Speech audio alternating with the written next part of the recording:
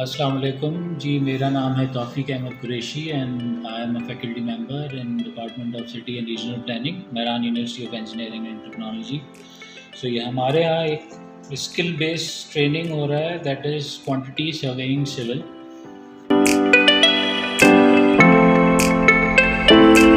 So it's a collaboration of ORIC and Sindh government for skill training. Different trades हैं जिसमें एक trade मेरे पास भी है।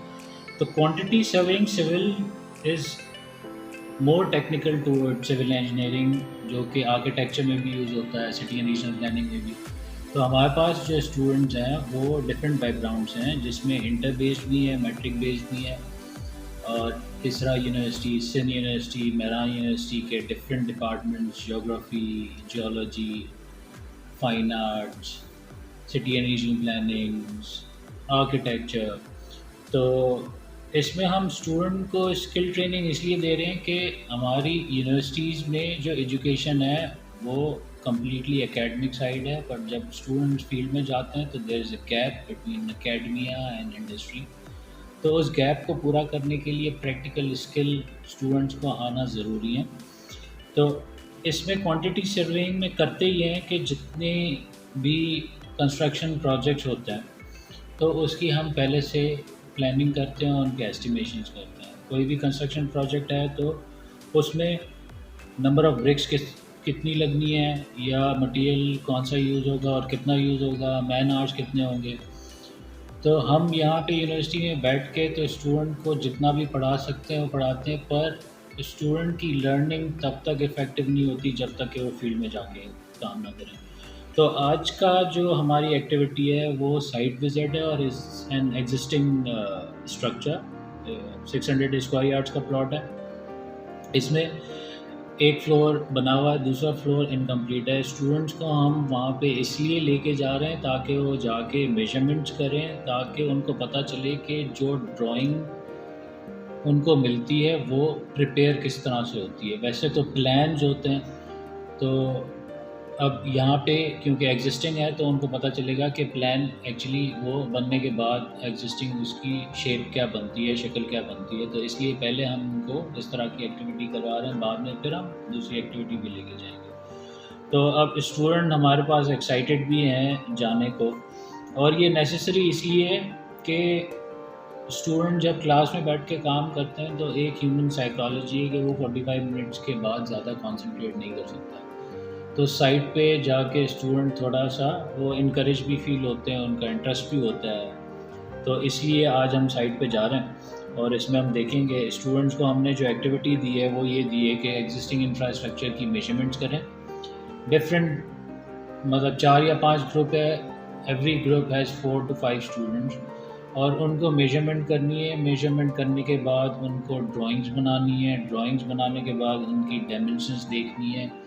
तो ये 3 स्टेप जो हैं वो ऑन साइट करेंगे, डायमेंशंस की वेरिफिकेशन करेंगे, देन वापस आके क्लासरूम में उनकी कैलकुलेशंस होंगी जो कि as per quantity survey methods होती हैं, जिसमें कि वो देखेंगे कि वहाँ पे कार्पेट एरिया क्या है, कवर्ड एरिया क्या है, and then number of bricks कितनी यूज़ हुई हैं। मतलब वो कंपेयर करेंगे कि हम जो कैलकुलेशन बाय बुक करते हैं नंबर ऑफ़ ब्रिक्स की, वो वैसे कितनी होती हैं, और ऑन साइट जो यूज़ हुई हैं उनमें क्या डिफरेंस है।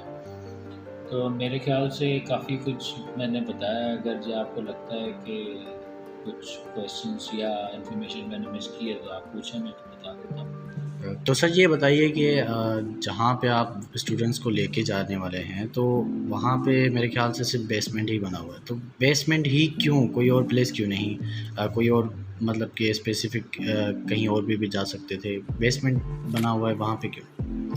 देखिए, इसके 2 रीज़न हैं। सबसे बड़ा एक तो रीज़न ये है कि हमारा कोऑर्डिनेशन और रेडीली जो अवेलेबिलिटी साइट की हुई, इस वजह से हम वहाँ पे गए। दूसरा रीज़न ये है कि बेसमेंट हमारे यहाँ कॉमन नहीं है, और इसका बेसमेंट डिफरेंट इसलिए है क्योंकि इसके बेसमेंट में एक कंप्लीट हाउसिंग सिचुएशन है। मतलब बेडरूम्स भी हैं, बाथरूम्स भी हैं, किचन भी हैं, जो कि हम कहीं और जो है वो विटनेस नहीं करते। तो इसलिए स्टूडेंट्स के लिए भी नया एक्सपीरियंस है, स्टूडेंट्स भी जाके देखेंगे कि बेसमेंट में भी ये सारी सर्विसेज हो सकती हैं। तो ये 2 मेन रीज़न थे ऐसी साइट पे जाने के।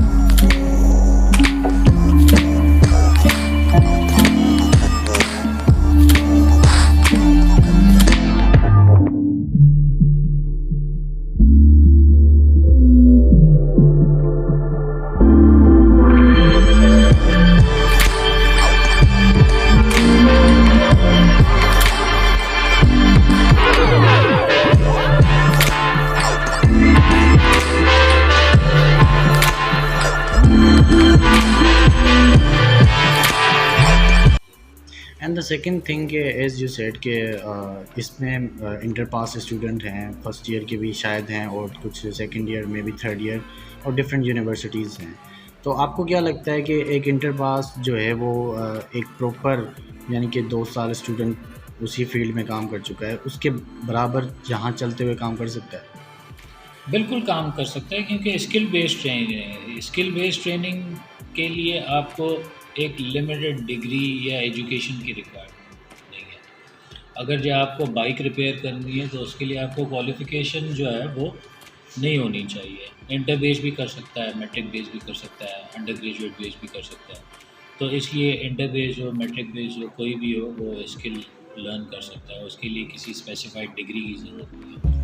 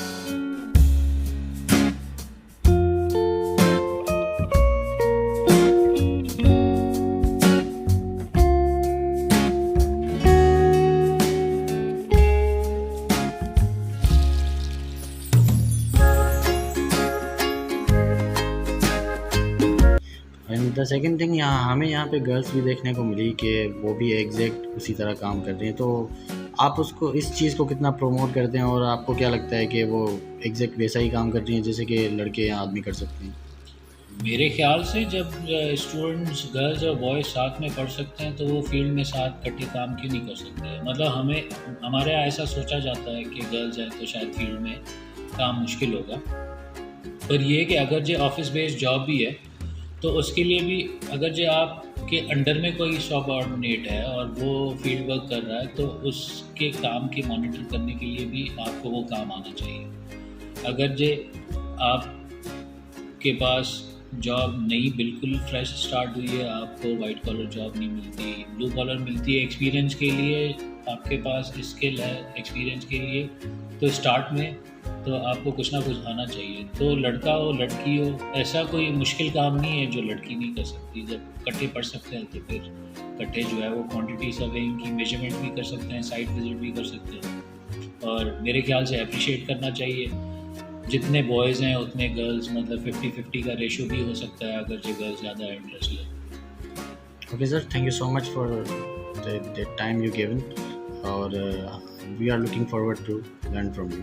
Thank you.